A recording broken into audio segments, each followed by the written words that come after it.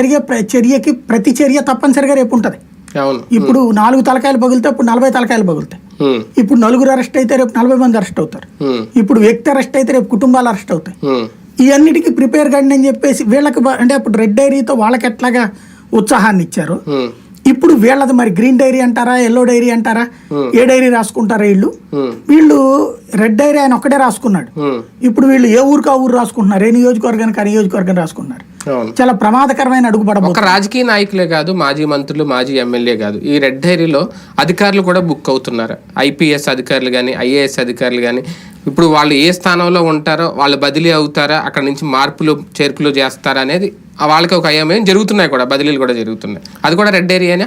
అది నాకు తెలిసి లోకేష్ ప్లాన్ చేసింది కాదు అది. అంటే ఎందుకంటే దాని ముందు ఎన్నికల ముందు హడావుడి కూడా జరిగింది, కేసు కూడా పెట్టారు అప్పుడు వైసీపీ ప్రభుత్వ హయాంలో. రెడ్ డైరీలో అధికారులు పేర్లు చేర్చడం ఏంటి, ఆ మాటను కూడా తప్పు పెట్టారు అప్పుడు. ఇప్పుడు సంజయ్ సిఐడి చీఫ్ ఒకటి, అవును, తర్వాత సునీల్ ఇంటెలిజెన్స్ చీఫ్, అవును, ఇంతవరకు లోకేష్ ఇంపాక్ట్ ఉంటది. కానీ ఇప్పుడు 16 మంది ఐఏపీఎస్లు, 10 మంది ఐఏఎస్లు, వీళ్ళ విషయంలో లోకేష్ కంటే కూడా ఇప్పుడు ఒక రకంగా చెప్పాలంటే రాష్ట్ర ప్రభుత్వాన్ని నడిపిస్తున్నది Telugu Desam social media, Telugu Desam party media. వాళ్ళ రెడ్ డైరీలు ఇప్పుడు ఇవి. ఇది లోకేష్ రెడ్ డైరీ కాదు, వాళ్ళ డైరీలు. అంటే ఎవరికైనా ఒక రెడ్ డైరీ రాసుకున్నారా?